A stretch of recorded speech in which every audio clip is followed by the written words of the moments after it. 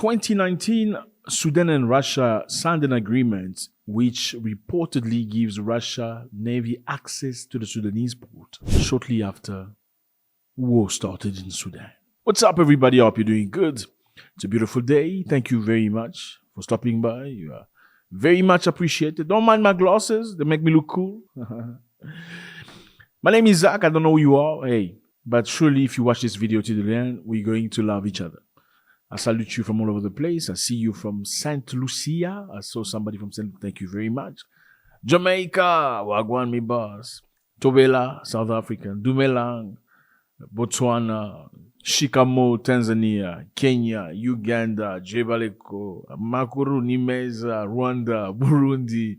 Thank you so much. Nigeria, Ghana. We salute you. I can't name everybody, unfortunately. But hey, let's talk about this. So in Sudan, you know what Sudan is? Here's Sudan.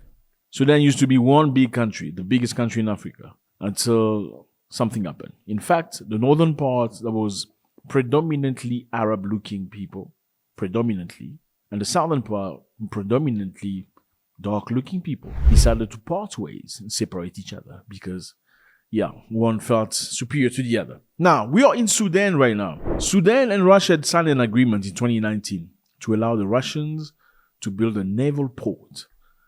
Okay, that naval port would have enabled Russians to have their presence in Africa and also very close to Europe.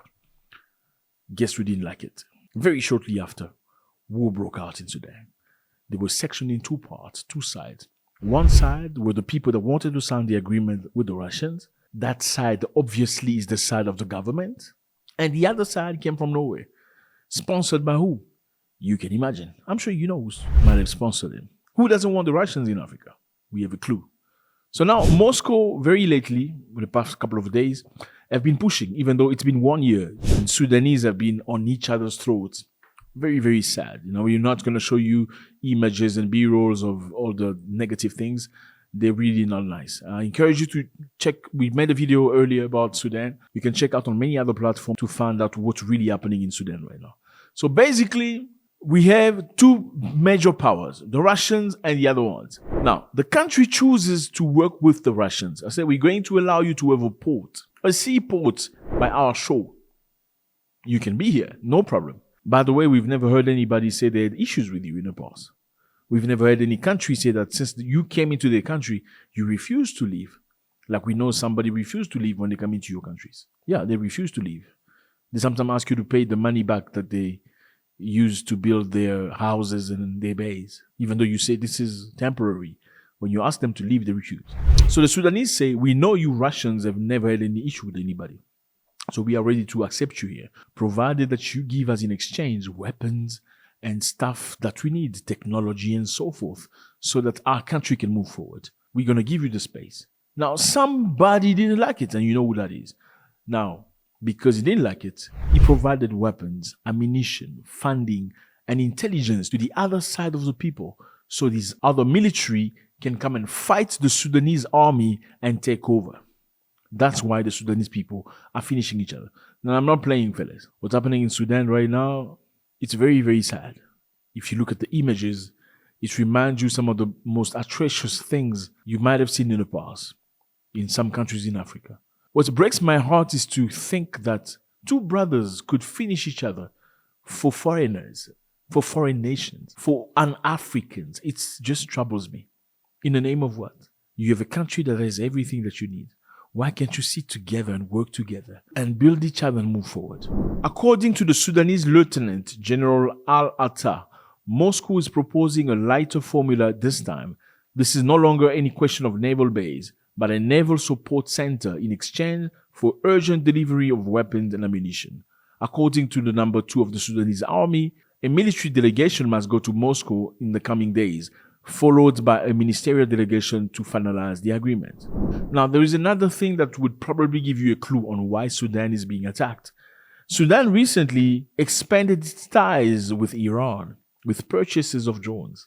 Now you understand who's creating turmoil and trouble and mayhem in Sudan. I'm going to be honest with you. My prayer is to see an Africa that's united, an Africa that respects each other, an Africa that's love other Africans and do not prioritize other people. I mean, as much as I would like to see countries choose whoever they want to choose, whether it's America or Russia, as partners. We want to see a productive partnership. We don't want to see a partnership that we've seen for many, many years, which was of them looting, stealing, taking away, and Africans not profiting. If Russians come, then they must have a very specific contract. How many years are you coming for? 5 years? 10 years? It must specify. When are you leaving? When is the time you go out? When do you go? Okay, so what are we gaining out of this? Can we start getting them in advance? We don't want to find ourselves in a situation where it becomes very difficult when you are being asked to leave the continent or the country and you say no, you don't want to leave. We've seen that many, many times. Again, Sudan was just about to sign a contract with Russia to bring the Russians into a naval base when all of a sudden a contract that was going to profit Sudan financially, economically, and militarily, and all of a sudden war started. You understand where this comes from.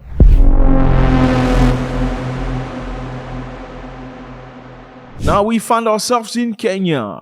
All right, fellas, this is not a very nice story. This is Kenya. There is a Kenyan man who wanted to climb Everest. We're not going to put any images of sadness, but I think you understand. Mount Everest is it's a very, very tall, very high mountain. And I don't know how to say this, but this is things that white people like to do. I'm just sorry, but apparently the man was 40 years old, went to Everest and wanted to be the first African man or first black man to go up Everest without oxygen, fellas. You do need oxygen to go up there. So the man went to climb without supplementary oxygen. He fell into a crevasse 48 meters below 8,849 meters peak of the Nepali guide. So he had a guide. Him and his guide went, and the guide is still missing. And the man is unalived. It's an extremely difficult environment.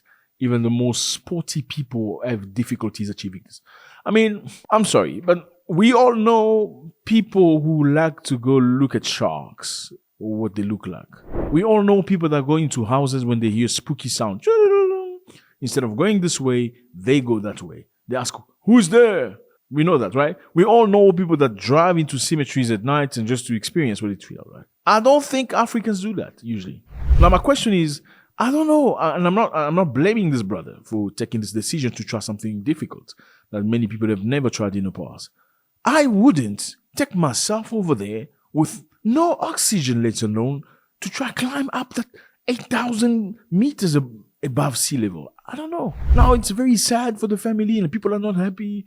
And you leave people with the burden of trying to find you and bring you back into the country. Thing that's deemed very, very impossible. The family say, you know what, just leave him there. The family say, just leave him over there because it's too dangerous for everybody.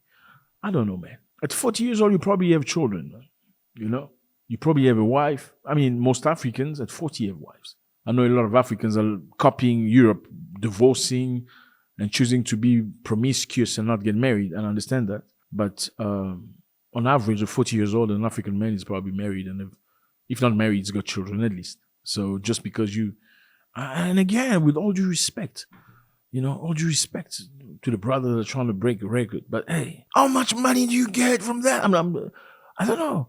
I want to break a record when I get money. Then I say, okay, I did it for the money. I'm going to get a lot of money. It's going to change my family. I can justify that. Not for a medal or Guinness record with no money. Like, come on, man. It's very sad. May he have peace and his family and everybody that stayed behind.